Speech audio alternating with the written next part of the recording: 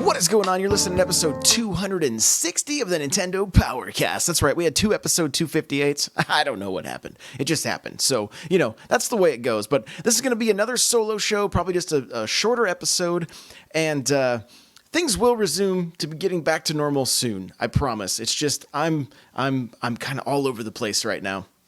So you're gonna get a few more of these mini episodes. I will try to get them out at a more regular time. I have some jobs where I'm gonna be traveling and things like that. So it's things are just a little bit up in the air right now. It's all good stuff though, all good stuff. So with that out of the way, we're just going to jump right into this. A few things for me. I played Luigi's Mansion DLC with Andre from Game Explain. You can actually go to Game Explain's YouTube channel and watch the video.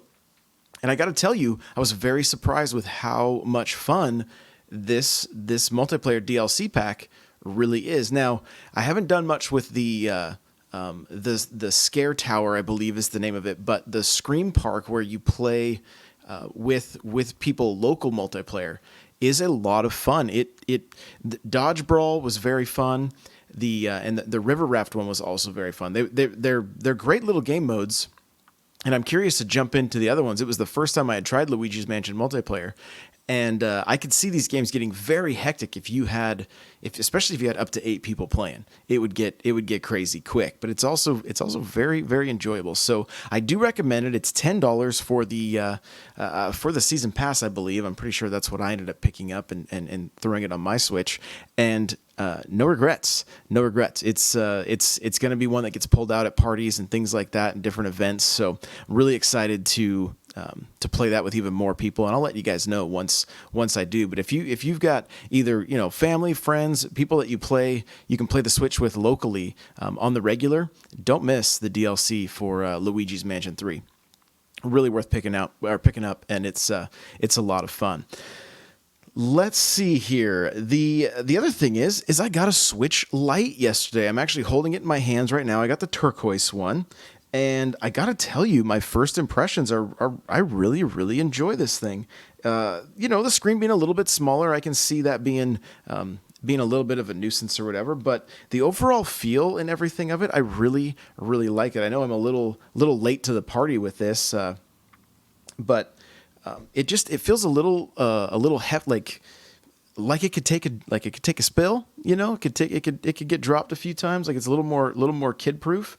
And it's just nice having a second Switch that, like, if I might just keep it near the bedside, or it may be the one that travels with me more than the bigger Switch. And yeah, it's pretty cool. I got to throw an SD card in it, of course, because so many downloadable games. But it's very easy to put both accounts onto your same account on multiple Switches, and you just rock and roll. I just went in and re-downloaded Mario Kart and Smash and Nintendo Switch Online, all that stuff, and the system's good to go. So it's really it's really cool. It's really cool. So the question is, which Switch do I put my main Animal Crossing town on?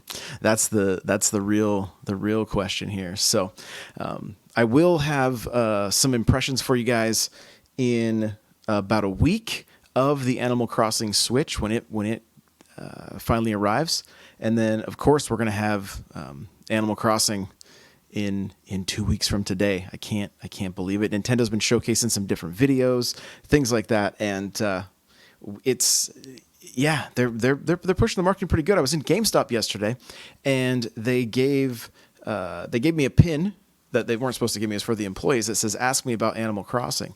And so one of the ways they're better marketing this game is by having the employees at the different retailers kind of explain what it is. There's a little pamphlet that the employee can pull out and read to potential customers if they just really don't understand what the game is. And I understand it's one of the biggest problems with this game is that it's kind of hard to market. If you're on the fence about it, I've done a few different. You've probably listened to the podcast talking about why I think it's worth picking up. I'm really I at first I was kind of starting to lose a little bit of steam on Animal Crossing, but I got to tell you, after seeing some of the marketing material and a few other things that have happened, I'm really excited to have Animal Crossing on the Switch, to kind of have one of those.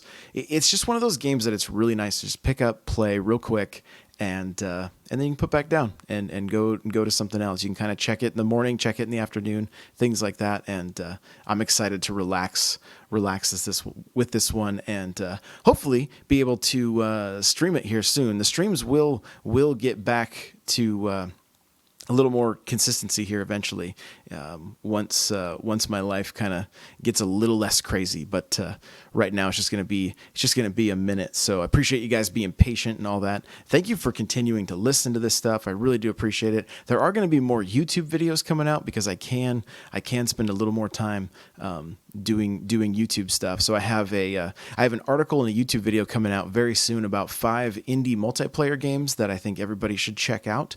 And so that'll be coming out sometime this weekend. So again, kind of a short episode. I do want to give you guys a couple little news tidbits. I got NintendoLife.com open in front of me right here. Here's something that's kind of random with Animal Crossing. You can actually run around with a paper bag on your head. So, that's a thing that's going to be in the game. Kind of funny. Also random. Sakurai was so tired that he passed out while bathing at the gym. So let's see. I opened this up. It said exactly a year ago, the director revealed how he would use an IV drip and go to work like normal. Crazy. He's also spoke how he dealt with a lot of stomach problems throughout the game's creation, things like that. But at one point, he was taking a bath during a trip to the gym and passed out because he was tired and dehydrated. His low-carb, meat-based diet was supposedly a contributing factor. So, Sakurai, get healthy, man. Stay healthy. We need you healthy, okay? We want these. We just, that's it. We just want you healthy. It has nothing to do about the game you're making or anything like that. Get healthy, all right? I'm sure he's listening to this, so he'll do it for sure. But yeah, he's an animal. That guy, he's a workhorse. Miyamoto. One of the things he's talking about recently, there's an article here that says he's breaking his habit of completely reworking games mid development. And so here's the quote. It says, "I might say something in the early stages of development like, what if we didn't do this? Or if you're going to do that, what about this? But I no longer come in mid-development to completely rework things. I don't upend the tea table just as a hobby or something. I only do it if I can see how the whole game will pan out." A little bit more here. It says, by changing the structure of things when a game isn't turning out right, I upend the tea table when I can see how things like the visuals and the merits of the game can change. If I can't see a clear vision of the game, then that doesn't mean something shouldn't be changed. That doesn't mean something should be changed. After all, you can't see all the key components unless you're the director. So there you go. Kind of interesting just hearing his perspective. He's been at it for so long, right? Father of Mario and Donkey Kong and so many other titles too. So it's cool seeing his perspective on things. He also talks about how Nintendo has worked to escape its childish reputation. This is another article on Nintendo Life. And let me see if I can find the quote here. It says, "There was a time when Nintendo was called childish, but after continuous work on our priorities, the efforts began to show around the Wii that gave us the image of peace of mind. If I were to express Nintendo's qualities in words, then it is also a peace of mind. There's a peace of mind when looking at it as a parent, and you can have it in your living room. We've put great effort into creating something that can be the center of family amusement." So there you go. Kind of some cool little tidbits coming from Nintendo this week. Everybody's still hungry for a direct. Hopefully that'll be happening soon, so we can get to just kind of find out what are some of the plans. When are games coming out? What's happening after Animal Crossing? And I don't think we're gonna hear. We might hear something, but my gut feeling is it's gonna be that first week after Animal Crossing launches that we're gonna maybe get news of a direct. Again, it's just my gut feeling.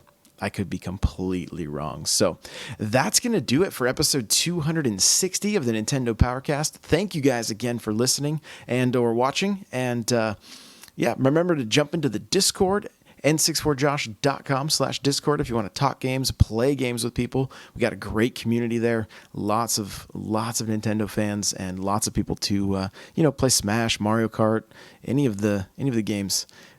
There's a lot of people involved, so we'd love to have you come hang out there. You guys can follow me anywhere at N64Josh, and we will see you in the next episode. Bye now.